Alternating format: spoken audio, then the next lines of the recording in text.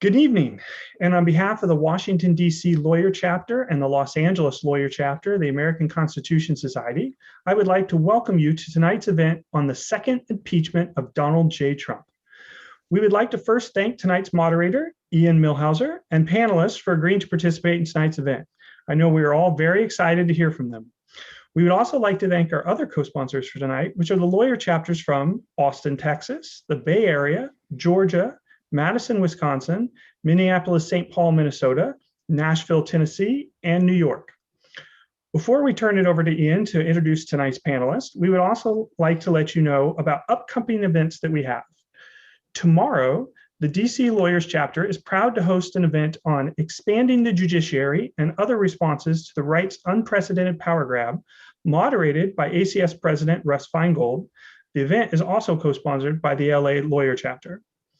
On Friday, the DC and Lawyer Chapters are co-sponsoring an event put together by the New York Lawyer Chapter called A Basic Income for Families, the Prospect for an American Child Allowance. With that, I will now turn it over to tonight's moderator to introduce the panelists and start the event. Ian, please take it away. All right, thanks so much. And good evening to everyone. Thanks so much for tuning in.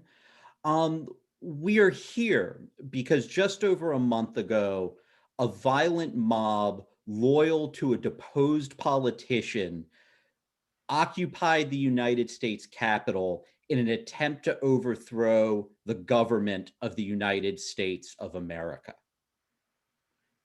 We're here because only a couple of hours before that event occurred, the loser of the 2020 election told that mob, and here I'm just going to quote from Trump here. He told them, we're going to walk down to the Capitol. He told them when they get there, if they don't fight like hell, this is an exact quote, you're not going to have a country anymore. And he said to them that you'll never take back your country with weakness.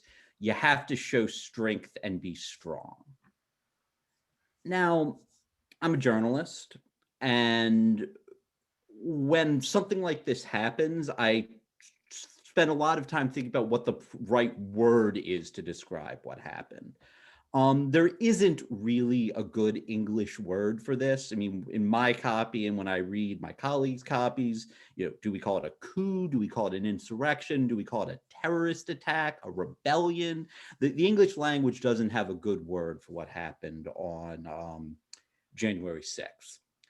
But as it turns out, the German language does.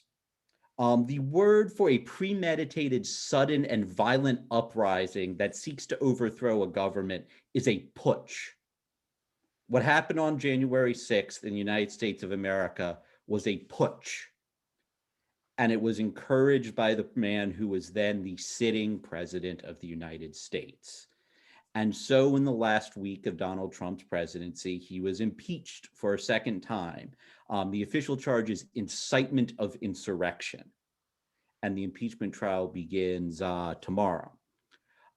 So anyways, y'all aren't here to hear me talk. I'm just here to ask questions and get out of the way. So I'm going to very briefly introduce our three panelists. We have Heidi Katroser, who is the Robbins Kaplan Professor of Law at the University of Minnesota. We have Fernita Tolson, who is Vice Dean for Faculty and Academic Affairs and Professor of Law at USC. And we have Adam Winkler, who is the Connell Professor of Law at UCLA. And I apologize if I butchered anyone's name or the name in their job title. And with that said, let me start with Fernita. And Fernita, I was really excited when I saw that you were going to join this panel because you are a voting rights expert. And I don't think we can understand what happened on the 6th of January unless we understand that it was just the most recent in a line of attacks on American democracy.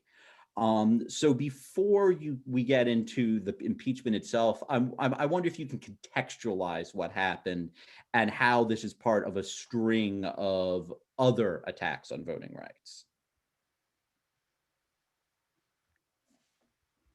Don't say it. I know I'm muted. I got it. First, let me say I'm very happy to be here and be a part of this conversation. And I really appreciate the question, Ian, because I think our tendency is to view Trump as the problem when he's really just a symptom of the broader problem. In some ways, the pump has been primed for years and set the stage for what happened on January 6th. It didn't come out of the blue. And in fact, it wasn't, I would even argue it's not something that's a product of the last 4 years. I think the Supreme Court decision in Shelby County versus Holder shares a lot of the blame, right? It opened the door for a lot of the efforts that states later engaged in to suppress the voting rights. And in particular, this was part of my frustration with how everyone wanted to put a cape on the Georgia Secretary of State because he did his job in certifying the Electoral College votes for Joe Biden, because he had, in his role, spent years trying to make it harder for Black and Brown people to vote. And so I do think that in the wake of Shelby County, with more restrictive voter ID laws, and if, don't even get me started about COVID, how just trying to get states to loosen some of these voting requirements and allow people to vote easier through absentee measures. So yes, some states did, but a lot didn't, right? Because they recognized that as long as it's difficult to vote, that had a disproportionate impact on Black and Brown populations.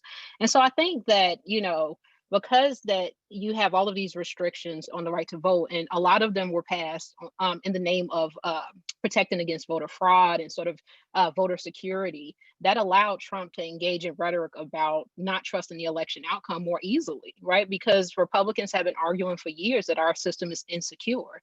And so his rhetoric over really since 2016, because in 2016, he laid the groundwork for this argument that if he loses, he wouldn't accept the election results. It's just that now he finally lost, and we saw that he was willing to stand by that.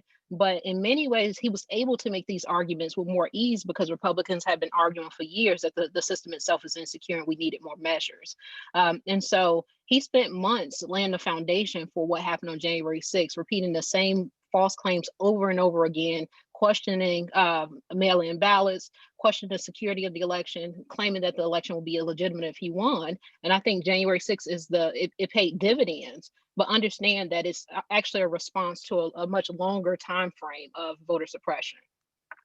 Thanks. Do you think that there's a point where, when the first voter ID law is passed, does a violent anti-democratic uprising become inevitable? Or where do you think the tipping point is where something like this becomes something in the cards? It's almost like a perfect storm because, South Carolina, for example, had some form of voter identification since 1988. So it's not that voter ID laws are themselves new. It's just that in the wake of Obama's first election in 2008, you had more states, making arguments for voting restrictions and the Supreme Court endorsing those arguments. And so I think that, combined with the fact that our levels of partisanship have become more polarized, where Republicans and Democrats were basically operating under different sets of facts with respect to how our election system actually operates, that you had this perfect storm that allowed January 6th to happen.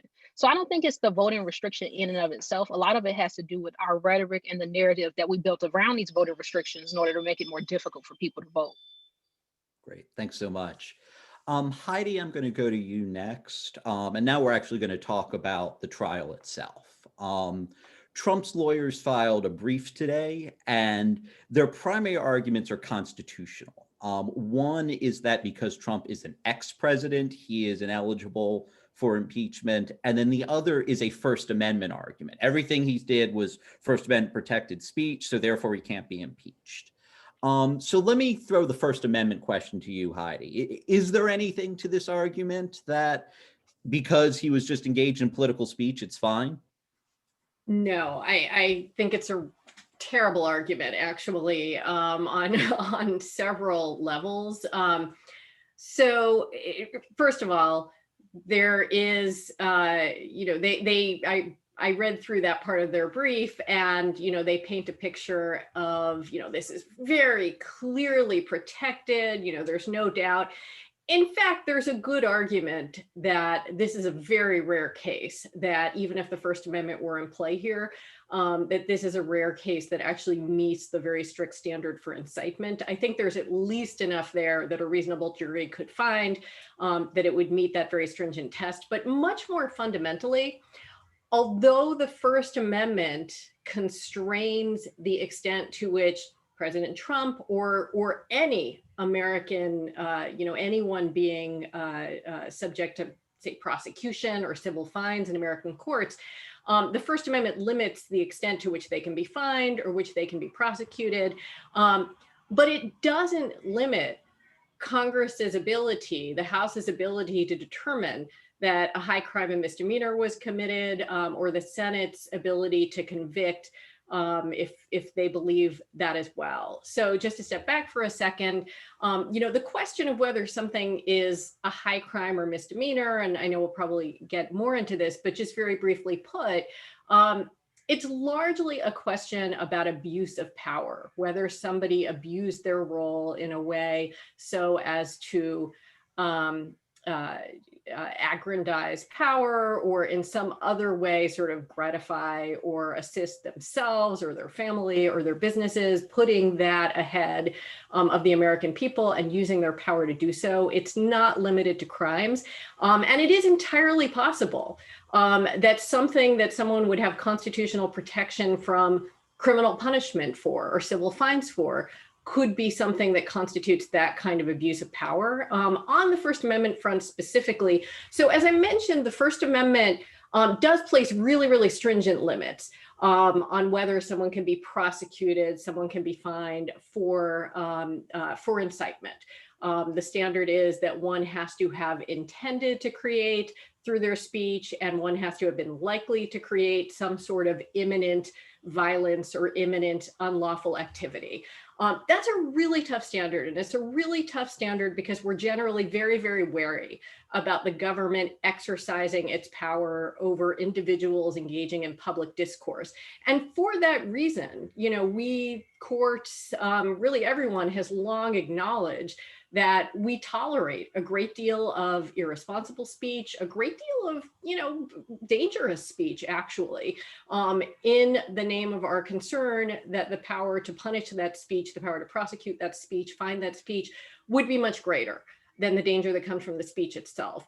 But that's very different than the standard that we apply when we're determining whether or not someone has abused their power. So in short, for a number of reasons, and I've just touched on a few of them, I think that's a very poor argument. It's even if the First Amendment were in play, there's a good argument that Trump's behavior, one could reasonably find it falls outside of the First Amendment.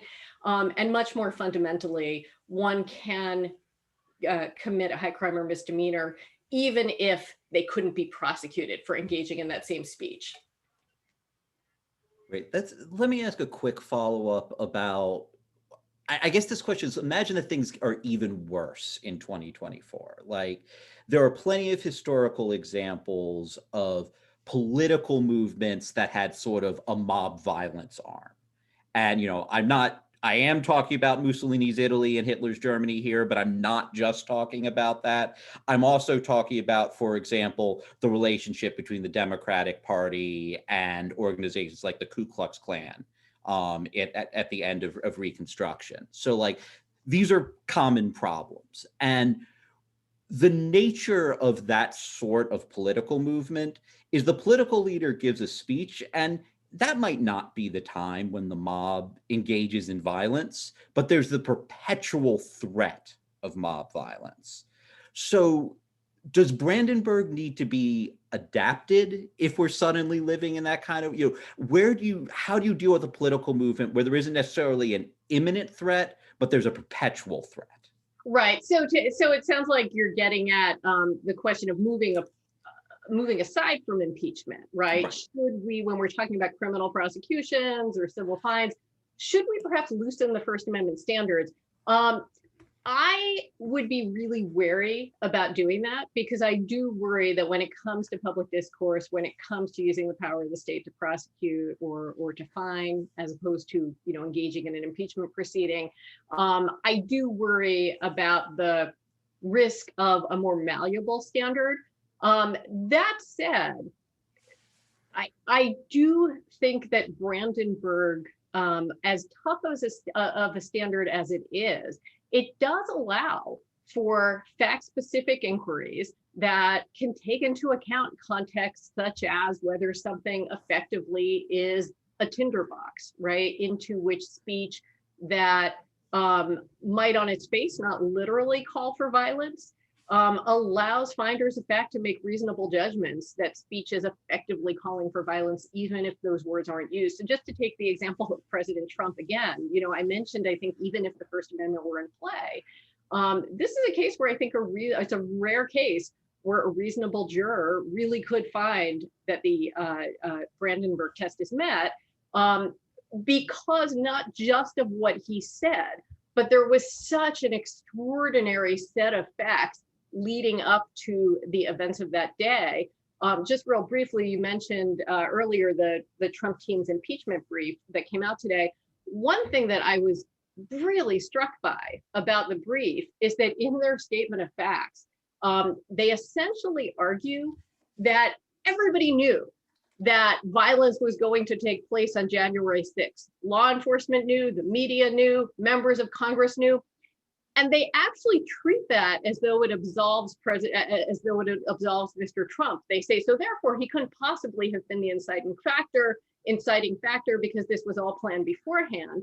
When in fact, I think that's a concession that there really was an unbelievably volatile situation. And when you take the speech in that context, it actually creates a reasonable basis to say there was incitement.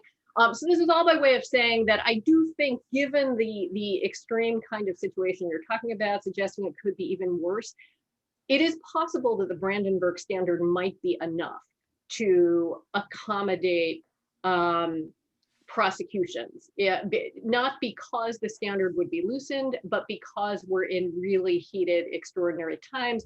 Whether to loosen it, the standard itself, that I'd be a bit wary about.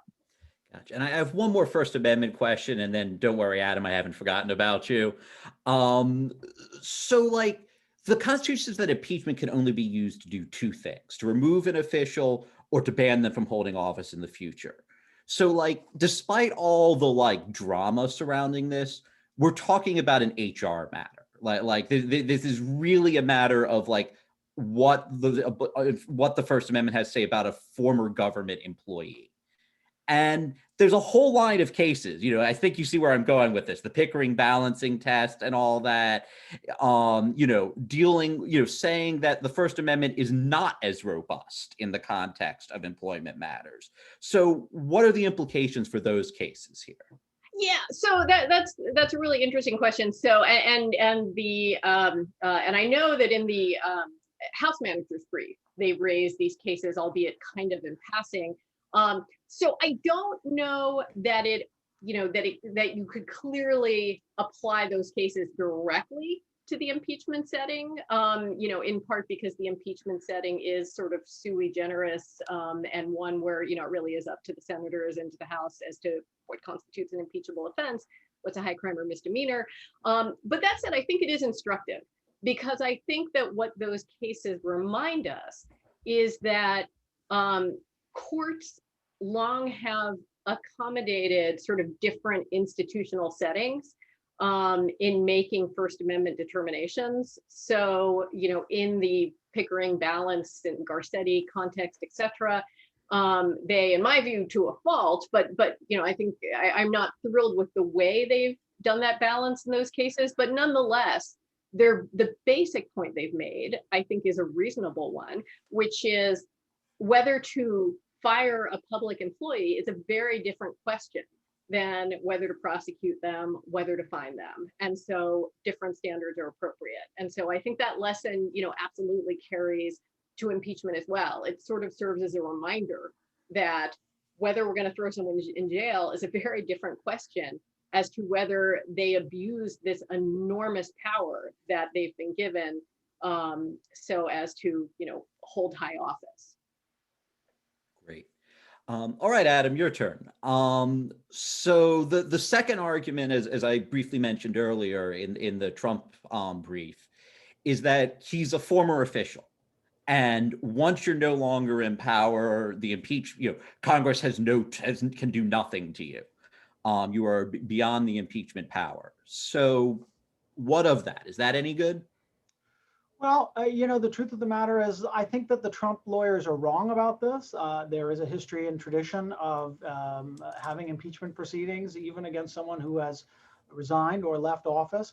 But it is a close case. It's not an open and shut case. The Constitution does refer to the impeachment power by referring to Congress having the power to impeach people who hold civil office under the United States. And by one argument, Donald Trump no longer holds any office under the United States. He is no longer the president. He is not an officer of the United States. He's a private citizen. And that's not a totally fallacious or bogus argument. I think it's one can make that argument very much in good faith. And it's been made before when Congress has faced the same decision. However, I think there's good reason not to view the Senate as lacking jurisdiction. That is to say, I think there's good reason why President Trump can be impeached after he has left office. I mean, first of all, it seems that from what we know about the framing generation, the founding generation, they thought it was acceptable to impeach someone, not only to remove them from office, but as we've said, to disqualify them from future office. If we only think of impeachment as about removal from office, well, then obviously it'd be very difficult to apply that to someone who's already left office. But if we understand the impeachment power is not just about removal, but also about disqualification, well, then it opens up the possibility that that's a valid way of thinking about impeachment. We do know that at the time of the founding, the Parliament was busy impeaching someone who had left office. Warren Hastings was impeached by Parliament 2 years after leaving office, right around the time of the Constitutional Convention. It was noted by some of the framers during the Constitutional Convention period that Hastings was being impeached, and not necessarily in support of the idea that he was being impeached after having left office, but it goes to show that their expectation and understanding about what impeachment was included the ability to impeach someone who had left office, because that was the impeachment power they were familiar with coming from England. We know that some of the early Americans, like John Quincy Adams, famously made a statement that he could be subject to impeachment even after he had left public life. There are examples of previous impeachment trials going forth even after the person has left office. In 1876, President Ulysses S. Grant's war secretary, William Belknap, was impeached by the House, and he resigned so that he could avoid impeachment. But the Senate decided to carry through and hold the impeachment trial. And there was a vigorous debate at the time among the senators about whether the impeachment trial could go forward, about whether the Senate had jurisdiction to impeach Belknap now that he had returned to private life and was no longer an officer under the United States. But nonetheless, at the end of the day, the Senate rejected that argument and voted to have the trial and carried the trial underway. Belknap was ultimately not convicted, but nonetheless, when it came down to this question, the Senate spoke and did vote on this issue. And generally, when we're thinking about where the Constitution is ambiguous, among the things that we often look to, and especially among the conservative courts of today, is we would look to how was the impeachment power understood by the framing generation? And I think the Warren Hastings case points to that. Or they will look to, or in addition, will look to how past practices by the government provide some clarity where there was once ambiguity. In this case, we see past practice of the Senate holding an impeachment trial for someone who has left office. There's not a lot of examples. There's Belknap's example. The issue has arisen a couple other times, and the Senate has decided to drop the impeachment, not for lack of jurisdiction, but for a feel that there was no need to step in and offer the disqualification. So while I think there are some plausible arguments that Trump has about this jurisdictional matter, I think the best arguments are that Trump can be impeached even though he's returned to private life, in part because the purpose of impeachment and how the framers understood impeachment was that it was also about disqualification from future office and not just removal from current office. So I want to dig down a bit more on the Belknap precedent, and like basically this is a question about what exactly constitutes a precedent in this context. So my understanding of what happened in the Belknap trial was that a majority of the Senate did vote that the trial could move forward despite the fact that he was out of office, but not 2/3. And then when it came time for conviction, he was acquitted. And it's likely that he was acquitted because a critical mass of senators adhered to the position that the trial was unconstitutional. So on the one hand, a majority of the Senate said, yes, this is allowed. On the other hand, a minority of the Senate, but a critical minority of the Senate, wound up acquitting him. And so what is the precedent there? You know, I mean, if I'm a judge or if I'm just a senator trying to figure out what to do with that, what should I do with it?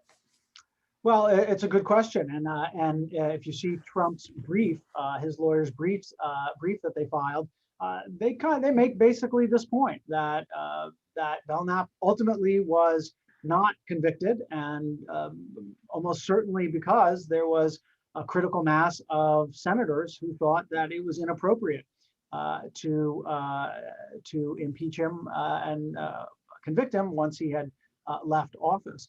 I think the precedent ultimately has to be the Senate's original vote to have the trial. They had the trial. There might be individual dissenters from that, but even if you're dissenting from a majority vote means that you just lost, right? That you're not the precedent. It's like asking whether, should we look at the 4 justices in dissent in the 5-4 case? At the end of the day, the majority wins that argument and has set the precedent. One also wonders when we're looking at the Belknap case, whether there isn't also some of the reason that some might have decided that the Senate did not have jurisdiction and vote in accordance with that was because of partisan reasons. I think we saw just last week, before senators really even had any real significant debate, had significant analysis of this question, there were 45 Republicans who were willing to say that the Senate has no jurisdiction on this matter. I deign to say that wasn't led by some sincere constitutional interpretation as much as by a partisan willingness to exonerate Donald Trump, as the Senate Republicans have done time and time again. I wonder if that might not explain Belknap's some of the votes in Belknap's case as well. But in any case, we do have a precedent, and the precedent is that the Senate has had a trial in the past over a high-profile case over a private citizen because of the conduct of that citizen while they were in office of the United States. And I think that this impeachment trial, when it does go forward, will add to that precedent and thus make it even less likely that in the future opponents of Senate jurisdiction will be able to distinguish these cases. Great. Thanks so much, Adam.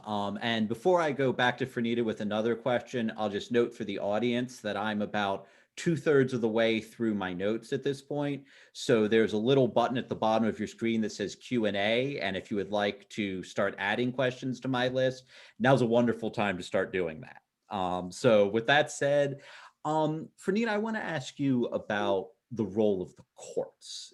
Imagine that Trump is convicted, and immediately after he's convicted, he files a lawsuit saying more or less what he said in his brief, that his conviction is unconstitutional, whether for First Amendment reasons or because he's an ex-president.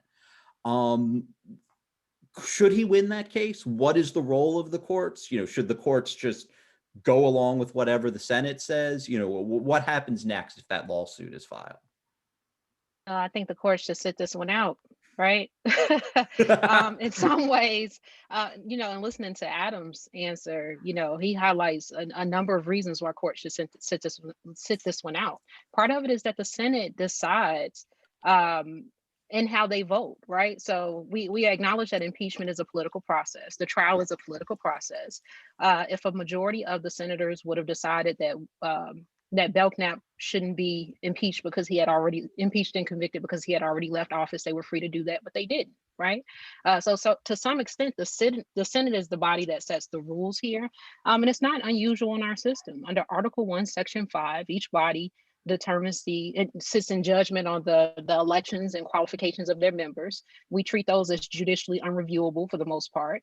And so I see this in a similar way, right? And the Supreme Court has weighed in on this question and found that they didn't have jurisdiction to decide in a case, Nixon versus United States, not that Nixon, but Judge Walter Nixon, who challenged his impeachment and removal because he argued that he hadn't been tried within the meaning of the constitutional term, where the Senate tries all matters of impeachment, because he had been tried by a Senate committee as opposed to the Senate as a whole, and he was removed from office. And so the Supreme Court held that it could not reach that question because of the political question doctrine. So I don't imagine that the court would feel that they have jurisdiction here, because this is a purely political process in which the Senate has a lot of authority to determine not only the behavior that qualifies a president for removal from office, but also the rules and regulations that govern the proceeding.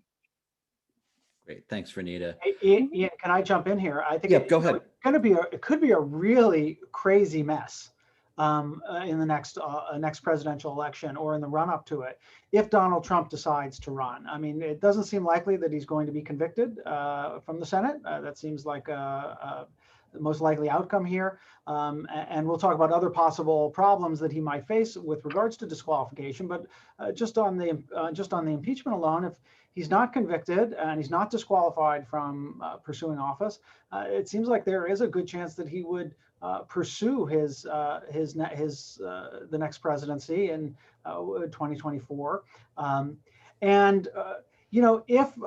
If there was a conviction, or let's say if there was a conviction that he did get the 2/3 majority, he might still say, hey, look, the Senate didn't have jurisdiction, go to court. And I think the courts, Fernita's totally right. The courts would say, we don't want to get involved. But then what do you do when, the state of Alabama decides to include him on the ballot?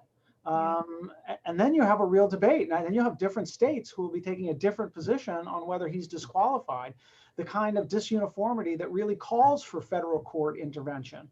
And so there may be competing pressures because of the nature of our electoral process and the 50 different states that are going to be involved here and the different outcomes and different approaches they might take to this issue, that even where the court's inclined to take a political questions hands-off approach, they may really be forced back into this case some way, shape, or form by what happens on the ground. I will say that I think if this case goes to the Supreme Court, I think there's some commentators out there or some people out there who would think, oh, well, Donald Trump is going to win if this case were to ever go to the United States Supreme Court. He nominated 3 of the justices.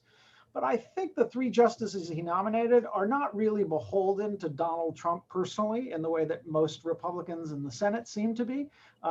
They're conservatives and they have a judicial philosophy that's more in line with Donald Trump. But I think that they would be guided on their vote more by trying to understand the nature of this power rather than on sheer partisanship alone. And it may just be that if there's any person in the world John Roberts does not want to come back to Washington, D.C., it's probably Donald Trump. So who knows what'll happen there. So one question that we got from the audience is there a way other than impeachment to disqualify Trump? And this brings me to a question that I meant to ask you, Adam, which is Section 3 of the 14th Amendment.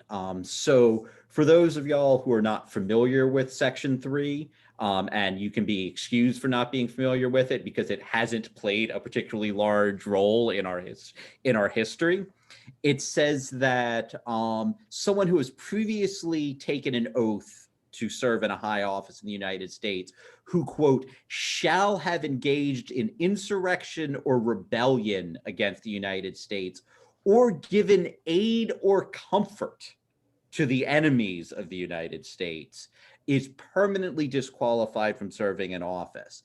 And the interesting thing about this is that the language of the amendment suggests, well, it says that Congress has to remove this disability by a 2/3 vote.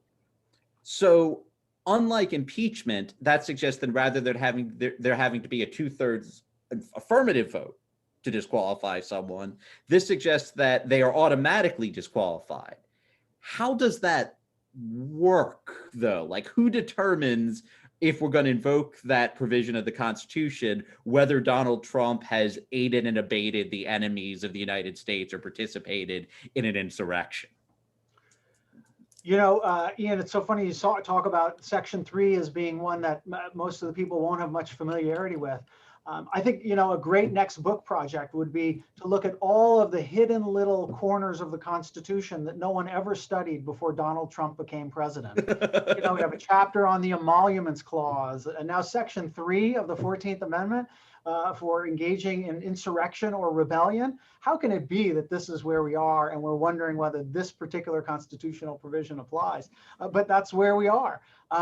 I will say that Section 3 is actually one of the real constitutional embarrassments we have, not because it barred people who've taken an oath to support the Constitution from holding federal office if they've engaged in insurrection or rebellion. That's what the Constitution should do, and what Congress wanted to do after the Civil War. It wanted to make sure those who had rose up in insurrection and tried to overthrow the Constitution would not serve in federal office ever again.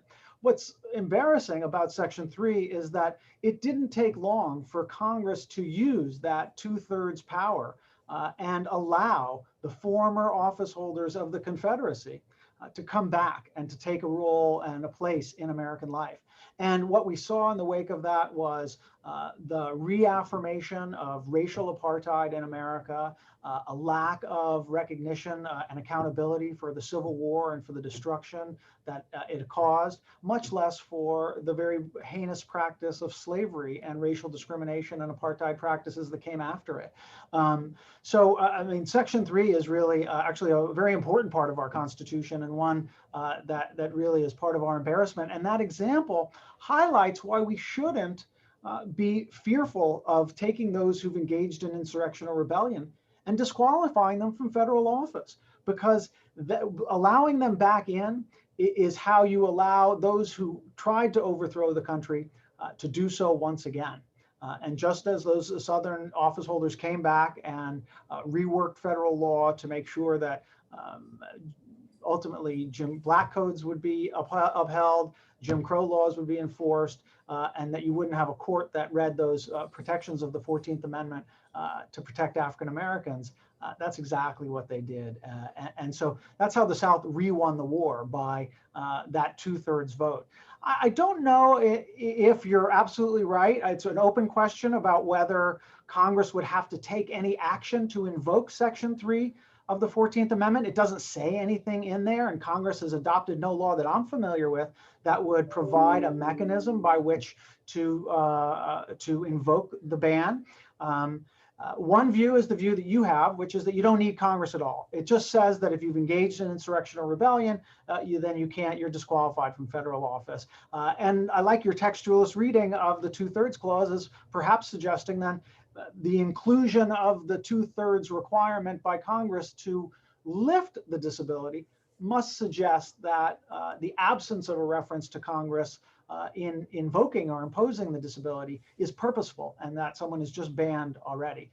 Nonetheless, at some point, you got to make some determination of whether someone's engaged in insurrection or rebellion, and that likely Congress could do that. And Congress could do that presumably by either passing a law that is then presented to the Senate, which would potentially pass it or not, and then signed by the president, or perhaps, and again, because the text is just unclear, it might be sufficient for Congress to pass even a non-binding resolution that specifies that Donald Trump has engaged in insurrection or rebellion and is disqualified from office. I should say that I'm not 100% certain that a resolution would, or just relying on his fact that he should be banned because he engaged in insurrection or rebellion, I'm not sure that's enough to stave off the possibility of a court coming in and questioning the issue or dealing with it in litigation.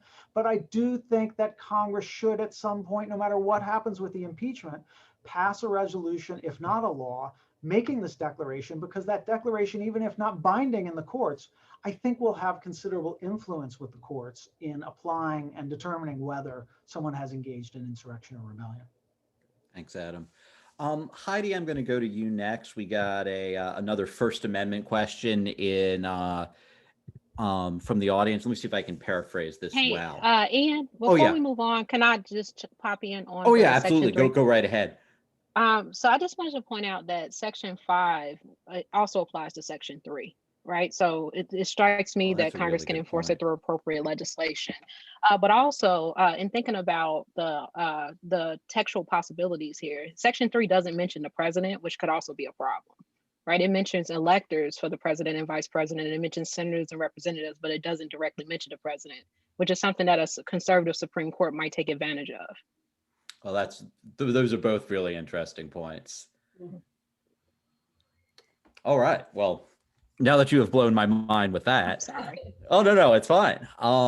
So let's move back to the First Amendment real quick. And Heidi, the question that, let me see if I can paraphrase this well. So we normally think about the First Amendment as something protecting us as citizens from the government. You know, the concern is that the government is the thing that might censor us. And Trump seems to be using it as a shield for a government official, in this case, for the most powerful government official.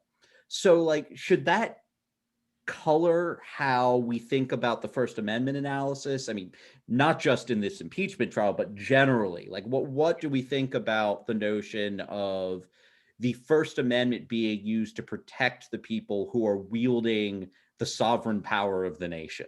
Yeah, so that's really interesting. I mean, there are, I think, a couple of things going on here, at least a couple of things. One is the way in which Trump's lawyers seem to be putting forth the First Amendment argument. They seem to be, just based on my reading today of the impeachment brief, as well as the things more informally that Trump supporters have said from a First Amendment perspective, they seem to be making the argument, almost treating Trump as, basically as a private citizen, that, whatever he said, even when he was president, we have to think of it as political speech made by a politician.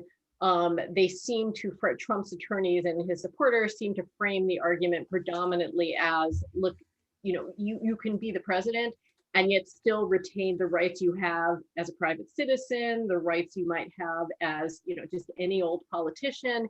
And they seem to frame the argument accordingly. And there is something to that. I mean, there is sort of the president, the office, there's the president, the person, there's the president as the politician engaging in public discourse.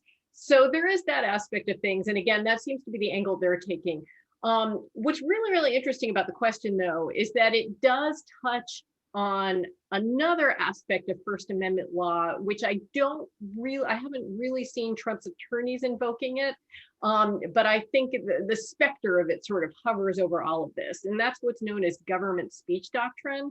And that's become increasingly important in the last decade or so, whereby the Supreme Court and lower courts following suit have carved out an increasingly large space for what they call government speech. And these are areas where they say the government has to be free to pick and choose the speech in which they want to engage, even when, in order to do that, they're doing something that might, to an outsider, appear to be shaping the speech of private actors. So, for example, there was a case, one of the cases that kind of kicked off this line of doctrine, in which the government imposed basically a gag rule on doctors who were part of who were basically acting through federal funding, supporting family planning programs. There was a gag rule on their ability to even mention abortion, even if asked by their patients. And the court, although it didn't say this at the time in so many words, but it later became clear that their rationale was, it's okay for the government to impose that gag rule because they're not actually suppressing the private speech of doctors. What they're doing is engaging in their own speech. They hired the doctors to basically engage in government speech, and therefore they have the right to sort of freely dictate the parameters of that speech. So that said, although Trump's lawyers aren't directly invoking government speech doctrine, I'm not sure they even really have it in mind. It does occur to me that, and I was thinking about this earlier today when I was reading their brief, that in making what appears to be largely a private citizen argument that, hey, this is Trump, speaking as a politician, engaging in public discourse, that perhaps without even realizing it, they were also furthering or taking or using this notion of those who are empowered, and whether in high office or sort of other positions of government power, that they themselves have rights to take up a lot of space in First Amendment doctrine. So again, I don't see them as invoking that directly, but I think their argument sort of calls for such a strong zone of protection for Trump, even when he was president, that it did strike me as almost shading into, or at least sharing some commonality with government speech doctrine. But as a formal matter, I don't really see them as invoking that. But as to the question, it is interesting to note that, yes, there is this other doctrine, and it's sort of a growing doctrine whereby the government itself is recognized to have degrees of autonomy as a speaker, even where that can cause them to, through various programs and restrictions on the programs, to arguably infringe the rights of private speakers. Thanks so much. Another question that we got from the audience is essentially the slippery slope argument that if in fact Trump can be disqualified, then what happens when there's a Republican Congress and they want to come up with frivolous reasons to disqualify Democrats?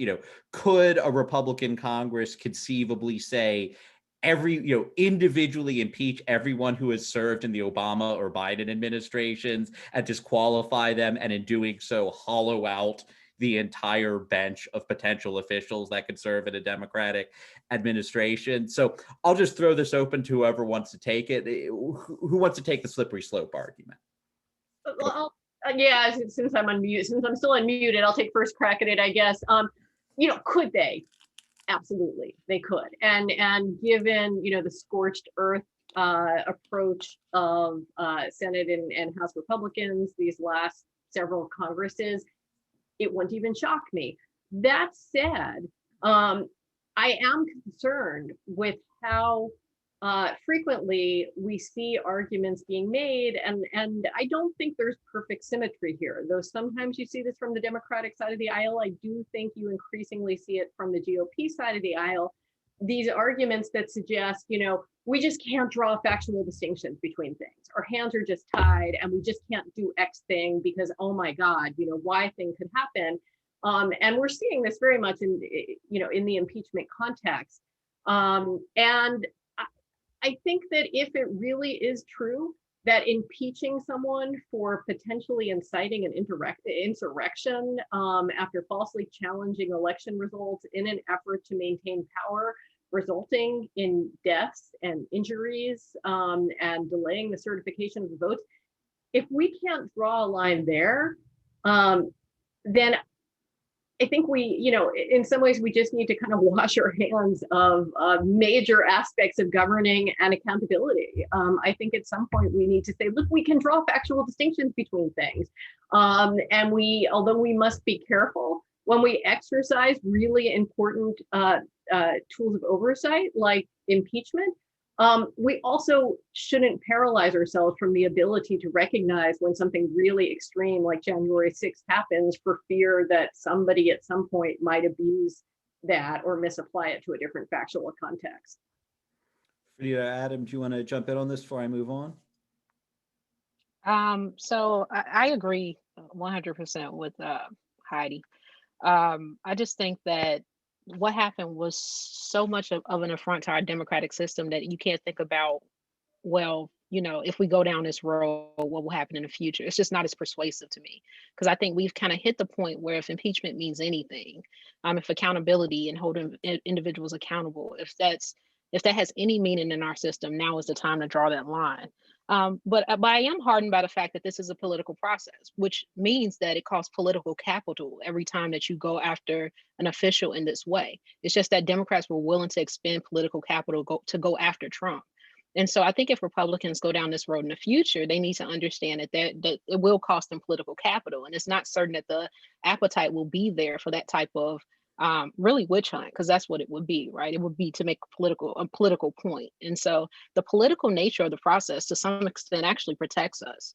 But I think given the nature of the events and the fact that it was January 6th really was an affront on our democratic system, right? They tried to attack the Capitol at the time in which Congress was trying to deploy its constitutional obligation, which to me matters, right? That if we don't draw the line in the sand now, then essentially none of this means anything. Great. So one other question from the audience is, and I mean, I actually have a lot of thoughts about this question, but Trump's legal team raises a bill of attainder argument in their brief. The notion that if Trump could be impeached and convicted, that would be an unconstitutional bill of attainder. So first of all, who wants to explain what a bill of attainder is? And then second of all, who wants to then respond to that argument? I'm happy to go, but I don't know if Adam wanted to hop in here. I don't want to, because I just spoke. Okay. So a bill of attainder is a law that singles out a person for punishment without a trial. And the argument is a little weird in this context for me, because a bill of attainder is a bill, right? So it's bicameralism and presentment. It goes to both houses of Congress. It's passed by the president. That is not what impeachment is at all. Impeachment is a proceeding that's held. The House decides impeachable, whether an offense is impeachable, and then the Senate holds a trial where they convict. It's not the same as the context in which you have a law that singles out a person for punishment without a crime. So a bill is a bill, and this is just not that. And so the argument seems unusual to me, but I think it's part of this broader narrative of Trump being a private individual, right, where he has due process rights and concerns, and he can raise a First Amendment defense in this context. This is another reason why the First Amendment argument, of course, for all of the reasons Heidi mentioned, it doesn't work here, but also because impeachment is not, it's not like any other civil or criminal proceeding where you can make these arguments. Yeah, no, I part of the reason I was attracted to this question is I wrote my law review write-on about the Bill of Attainder clause. So like this, back when I was a 1L, I have some great affection for the Bill of Attainder clause. I found this argument totally bizarre because like the broad conception of the Bill of Attainder is that it's supposed to prevent legislative punishment, but the Constitution explicitly says that the impeachment power exists. And I mean, like, it wouldn't be in there. It wouldn't be in the Constitution if the framers thought that impeaching and convicting someone was a bill of attainder. Anyway, Heidi, I see you turned your mute off, so let me let you jump in as well. All I was going to say, well, first I was just going to joke that this is another candidate for a chapter in Adam's book about constitutional clauses we almost never think about, but now we do under Trump. But then the last thing you said actually did spark a substantive thought as well, which is that, I think I totally agree with you. I had the same thought, which is, look, it's in the Constitution, even to the extent you could conceive of it as sort of Bill of Attainder-ish. They clearly allow for this. I think the most charitable reading I could come up with for it is that you could see it as kind of step 2 of their argument that you can't impeach a former official, right? That if you can't impeach a former official, then what is this? It's not an impeachment. It's essentially, sort of an attack on an individual, therefore a bill of attainder. So I think that's the charitable interpretation, not that I'm charitably inclined toward their arguments. I like Heidi's idea, though, of it's a bill of attainder-ish. right? Like so much of the Trump presidency was sort of Constitution-ish. And other types of ish. Yeah. Sorry. Lots of ish going on in that administration. So I guess I'll go to, because we're almost out of time, what I had for our last question. And I'm curious for all three of your thoughts on this. So the impeachment power has only been used to impeach 20 different people in American history. It's a very rarely used power. And it's only successfully been used 11 times. And by successful, I mean either the person was convicted or they resigned before they could be convicted. All of the successful convictions involve lower court judges. So there's no example where like there was huge partisan stakes, where like the presidency, a cabinet secretary, a Supreme Court justice, you know, where someone was successfully convicted where there are huge partisan stakes. In all of American history, there's only been one time when a senator voted to convict a president of the same party, and that was Mitt Romney's vote to convict Trump the first time around. So my question is this power actually worth anything? Like, I think it's very likely that Trump is going to be acquitted again. And, you know, does the impeachment power actually serve the function it's supposed to serve of making sure that criminal or just egregiously incompetent officials do not remain in office? I'll jump in and offer just some first thoughts. You know, you're absolutely right that it just hasn't been that effective at doing that, especially if we count only the people who've been convicted.